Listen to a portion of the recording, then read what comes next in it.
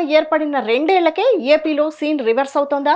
క్షేత్రస్థాయిలో ఎమ్మెల్యేల వైఫల్యాలు, ప్రజా వ్యతిరేకతతో జగన్ పార్టీ మళ్లీ పుంజుకుంటోందా? వైసీపీ గ్రాఫ్ అనూహ్యంగా పెరగడానికి అసలు కారణాలేంటి? ఆర్థిక సమస్యలతో సతమతమవుతున్న కూటమి సర్కారుకు ఈ వైఫల్యాలు పెద్ద మైనస్గా మారుతున్నాయా? వచ్చే 2029 ఎన్నికల్లో వైసీపీ నిజంగానే పవర్లోకి వచ్చే ఛాన్స్ ఉందా?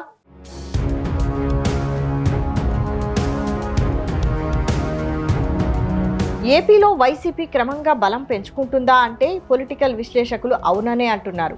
కూటమి ప్రభుత్వం ఏర్పడిన 2 ఏళ్లకే ప్రభుత్వంపై వ్యతిరేకత కారణంగానే జగన్ పార్టీ పుంజుకుంటుందన్న విశ్లేషణలు వెలువడుతున్నాయి.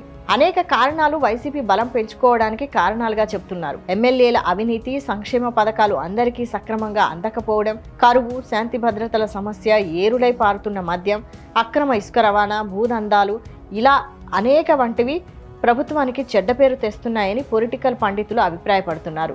చంద్రబాబు సమర్థతపై నమ్మకం ఉన్నా క్షేత్రస్థాయిలో ఉన్న పరిస్థితులు వైసీపీకి అనుకూలంగా మారుతున్నాయి.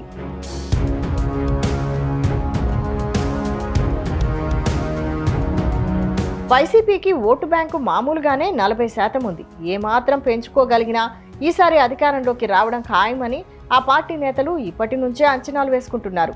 గత ప్రభుత్వ పాలనపై వచ్చిన వ్యతిరేకత కారణంగానే 2024 ఎన్నికల్లో కూటమి గెలవడానికి ప్రధాన కారణం. ఇప్పుడు వైసీపీకి కూడా అదే రీజన్ గెలుపునకు కారణం అవుతుందని భావిస్తున్నారు. ఇక జగన్ పర్యటనలకు కూడా భారీగా తరలి వస్తుండటంతో కార్యకర్తలు కూడా ఇక భయపడకుండా వీధుల్లోకి రావడం మొదలైంది. రేపు ఎన్నికల వరకు ఇదే పరిస్థితి కొనసాగే అవకాశాలను కూటమి పార్టీ నేతలే కొట్టిపారేయడం లేదు.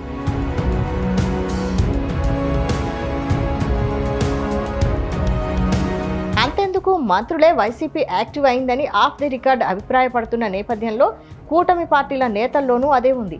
కానీ క్షేత్రస్థాయిలో పరిస్థితులను చక్కదిద్దడం వారికి అంత సులువు కాదు.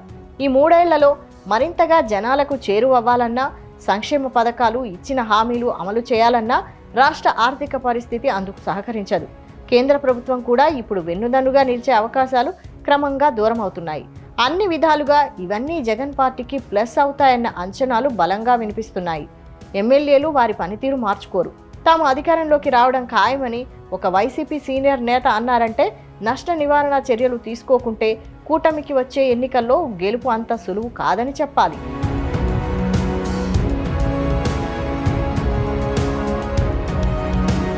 ఏది ఏమైనా రాజకీయాల్లో ఏ క్షణంలోనైనా సమీకరణాలు తారుమారవుతుంటాయి.